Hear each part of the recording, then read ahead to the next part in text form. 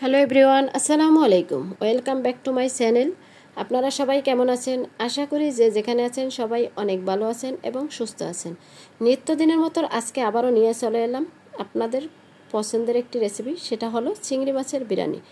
Chicken biryani, beef biryani, mutton biryani তো অনেক খেয়েছেন, এবার একটু ডিফারেন্টভাবে চিংড়ি মাছের বিরিয়ানি খেয়ে দেখুন। একবার যাকে বানিয়ে খাওয়াবেন এইভাবে, ঠিক সেই বারবার আপনার প্রশংসা করতে বাধ্য হবে। কথা না বাড়িয়ে চলে যাচ্ছি মূল রেসিপিতে। এখানে বিরিয়ানি বানানোর জন্য প্রথমেই লাগছে আমার বিরিয়ানির 1 প্যাকেট মশলা। কেটে একটা বাটিতে ঢেলে নিলাম, সাথে 1 বাটি দধি দিলাম, আর দিয়ে দিচ্ছি 1 বাটি তরল দুধ। দিয়ে ভালো করে মশলাটা পেস্ট করে রেস্টে রেখে দিব। তা এখন লাগছে আমার একটি গ্লাস, দিয়ে দিব 2 চামচ ফুল ক্রিম দুধ, আর দিয়ে দিব 1 চামচ উষ্ণ গরম পানি। দিয়ে দুধটা গুলিয়ে সেটাও পাশে রেস্টে রেখে দিব। এখন আমার লাগছে একটা মশলা, সেটা তৈরি করতে হলে আদা কুচি, পেঁয়াজ কুচি এবং 10 থেকে 15টা এলাচ, সাথে লাগছে নারিকেল। এখন দিয়ে দিব 1 কাপ পরিমাণ পানি। পানি দিয়ে এটা ব্লেন্ডার করে নিব খুব সুন্দর করে। আর চিংড়ি মাছের বিরিয়ানি রান্না করার জন্য এই মশলাটা একদম গুরুত্বপূর্ণ। তো সব মশলা পেস্ট করে নিয়েছি। এখন আমি চলে যাচ্ছি চুলায়। তা চিংড়ি মাছগুলো অফ ক্যামেরায় ধুয়ে কেটে পরিষ্কার করে নিয়েছি। এখন একটু হালকা করে ভেজে নিব। তা দিয়ে দিচ্ছি পরিমাণ মতো হলুদের গুঁড়া এবং লবণ। হলুদটা দেওয়ার কারণ হচ্ছে কালারটা সুন্দর আসার জন্য চিংড়ি মাছে। দিয়ে একটু সময় ধরে লাল লাল করে ভেজে নিতে হবে। বন্ধুরা, আমার রেসিপিটি যদি ভালো লাগে ছোট্ট একটি লাইক দিয়ে ভিডিওটি কন্টিনিউ করবেন এবং কমেন্টের মাধ্যমে মূল্যবান মতামত রাখবেন। রেসিপিটি যদি বেশি ভালো লাগে একটি শেয়ার করে সবাইকে দেখার সুযোগ করে দেবেন। আর সবাইকে অসংখ্য ধন্যবাদ আমার পাশে থাকার জন্য। আর দেখতেই পাচ্ছেন চিংড়ি মাছগুলো আমি লাল লাল করে ভেজে নিচ্ছি। বন্ধুরা, আমার চ্যানেলে নতুন হলে চ্যানেলটি সাবস্ক্রাইব করে বেল অন করে রাখবেন নিত্য নতুন রেসিপি এবং টিপস পাওয়ার জন্য। আর নতুন বন্ধু, পুরানো বন্ধু যারা আছো সবাইকে অসংখ্য ধন্যবাদ। সবার জন্য আমার তরফ থেকে অনেক অনেক দোয়া এবং ভালোবাসা রইল। চিংড়ি মাছগুলো ভাজা হয়ে গেছে। এখন আমি একটা প্লেটে এক এক করে সবটুকু চিংড়ি মাছই তুলে নেব। আর বন্ধুরা, আমার রেসিপিটি আজকে সম্পূর্ণ দেখেই কমেন্টের মাধ্যমে মূল্যবান মতামত রাখবেন। আশা করি আমার রেসিপিটি আপনাদের সবার কাছে খুবই ভালো লাগবে। তা চিংড়ি মাছগুলো ভাজা হয়ে গেছে। সেই ফ্রাই প্যানে আমি দিয়ে দিলাম আবারও পরিমাণ মতো সরিষার তেল। এখন দিয়ে দিব আগে থেকে মশলা পেস্ট করে রেখে দিচ্ছি নারিকেল, আদা, এলাচ, পেঁয়াজ দিয়ে সে মশলা পেস্টটা ঢেলে দিলাম। দিয়ে কিছুক্ষণ একটু ভেজে নিব। আর এই পর্যায়ে আমি দিয়ে দিব বিরিয়ানির মশলা পেস্ট করে রেখেছি, সেটাও ঢেলে দিলাম। দিয়ে এখন ভালো করে একটু কষিয়ে নিব।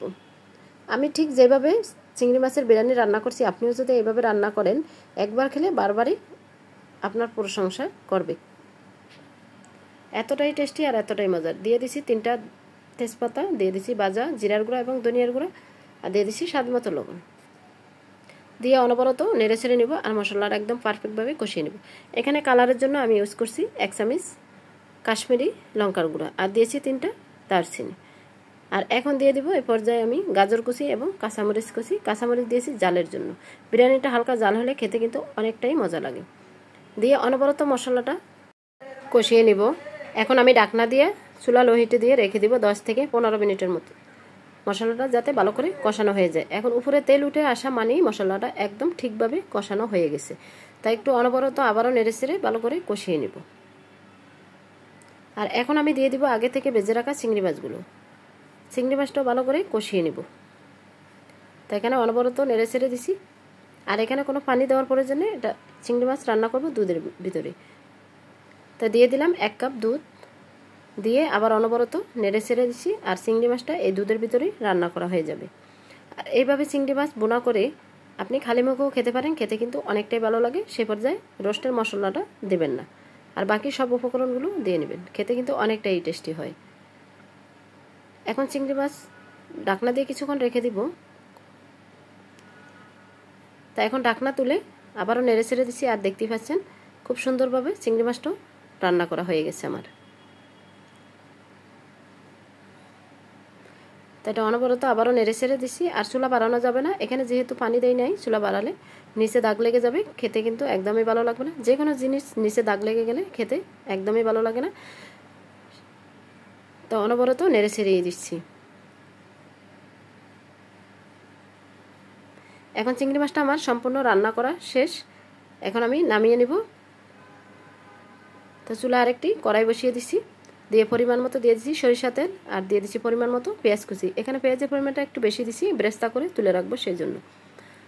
তাই পেঁয়াজটা অনবরত নেড়ে চেড়ে বেজে নিব একদম ব্রাউন কালার করে, যেহেতু ব্রেস্তার জন্য কিছুটা রাখবো সেই জন্য।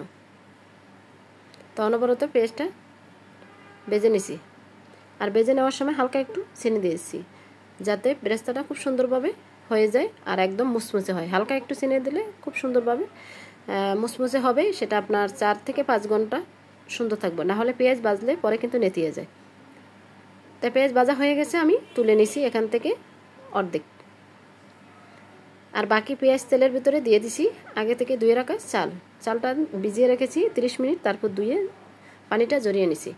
আর চাল ভিজিয়ে রাখলে সেই বিরিয়ানিটা একদম জর্জরে হবে, খেতে কিন্তু অনেকটাই ভালো লাগে। যে কোনো বিরিয়ানি এবং পোলাও জর্জরে হলে খেতে কিন্তু অনেকটাই ভালো লাগে। তা এখন এই তেল পেঁয়াজের ভিতরে চালটা আমি 10 থেকে 15 মিনিটের মতো চুলা লো হিটে দিয়ে ভেজে নিব।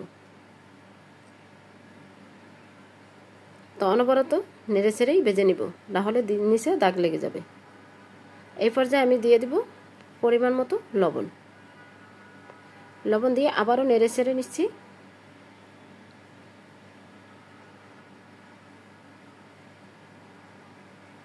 তো চালটা একদম সম্পূর্ণ ভাজা হয়ে গেছে। এখন দিয়ে দিব আগে থেকে রান্না করে রাখা চিংড়ি মাছগুলো, সবটুকু চিংড়ি মাছ ঢেলে দিলাম। দিয়ে এখন অনবরত চিংড়ি মাছের সাথে চালটা আবারও 10 মিনিটের মতো ভেজে নিব।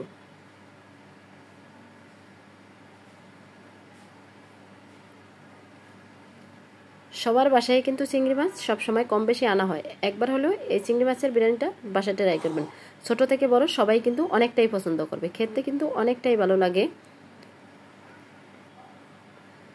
তা আমি অনবরত নেড়ে ছেড়ে নিলাম 10 মিনিটের মতো। এখন দিয়ে দিছি আগে থেকে গুলিয়ে রাখলাম গুঁড়ো দুধ, সেই গুঁড়ো দুধটা ঢেলে দিলাম, দিয়ে সেটাও 10 মিনিটের মতো আবারও কষিয়ে নিব চুলা লো হিটে দিয়ে। বিরিয়ানি রান্না করার সময় তাড়াহুড়ো করা যাবে না, একটু সময় ধরে বিরিয়ানিটা রান্না করলে খেতে কিন্তু অনেকটাই টেস্টি হবে। তো দুধটা দিয়ে অনবরত আমি নেড়ে ছেড়ে দিছি।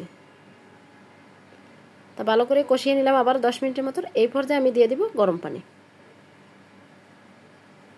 গরম পানিটা দিয়ে এখন নেড়ে ছেড়ে নিব। আর দেখতেই পাচ্ছেন বিরিয়ানির কালারটা এখনই খুব সুন্দর আসছে। রান্না শেষ হয়ে গেলে তো দারুণ আসবে, সেটা দেখলেই বুঝতে পারবেন। আর ভিডিওটি শেষ পর্যন্ত দেখার অনুরোধ রইল। এখন আমি ঢাকনা দিয়ে রেখে দিব প্রায় 5 মিনিটের মতো। 5 মিনিট পর আবারও একটু নেড়ে ছেড়ে দিব। তো 5 মিনিট পর আবার একটু নেড়ে ছেড়ে দিচ্ছি। এই পর্যায়ে কিন্তু চালটা অনেকটাই ফুলে গেছে। এখন আমি ঢাকনা দিয়ে রেখে দিব প্রায় 10 থেকে 15 মিনিটের মতো। 15 মিনিট পর ফিরে আসছি। আর এই পর্যায়ে সম্পূর্ণ পানিটা শুকিয়ে গেছে, চালটা হাফ সিদ্ধ হয়ে গেছে। এখন আমি ভালো করে চালগুলো নেড়ে ছেড়ে উল্টিয়ে দিতে হবে, না হলে নিচের ভাতগুলো একদম নরম হয়ে যাবে, উপরের ভাতগুলো শক্ত থেকে যাবে, খেতে একদমই ভালো লাগবে না। তো অনবরত নেড়ে ছেড়ে দিচ্ছি। আর দেখতে পাচ্ছেন কালারটা খুব সুন্দর চলে আসছে। চিংড়ি মাছের বিরিয়ানি বলে কথা, চিংড়ি মাছের বিরিয়ানি হলে তো আর কথাই নেই। এখন আমি ঢাকনা দিয়ে রেখে দিব কিছুক্ষণের জন্য। কিছুক্ষণ পর ঢাকনা তুলে দিয়ে দিব কয়েকটা কাঁচামরিচ। কাঁচামরিচগুলো পাকা ছিল, আমার খুব ভালো লাগছে, তাই আমি পাকা কাঁচামরিচগুলো বেছে বেছে দিয়ে দিলাম। দিয়ে ঢাকনা দিয়ে রেখে দিয়েছি 5 মিনিটের মতো। 5 মিনিট পর এখন আবারও নেড়ে ছেড়ে দিব। আর দেখতেই পাচ্ছেন মাশাআল্লাহ বিরিয়ানিটা একদম পারফেক্টভাবে রেডি হয়ে গেছে। এখন আবারও একটু উল্টিয়ে দিচ্ছি যাতে উপরের ভাতগুলো নিচে যায়, নিচেরগুলো উপরে আসে, তাহলে সম্পূর্ণটা খুব সুন্দরভাবে ফুটে যাবে। তো অনবরত নেড়ে ছেড়ে দিয়েছি। আমরা তো সব সময় চিকেন বিরিয়ানি খেয়ে থাকি, বিফ বিরিয়ানি খেয়ে থাকি, মাটন বিরিয়ানি খেয়ে থাকি, কিন্তু একটু ডিফারেন্টভাবে যদি মাঝে মধ্যে চিংড়ি মাছ দিয়ে বিরিয়ানি করি খেতে কিন্তু অনেকটাই মজা হয়।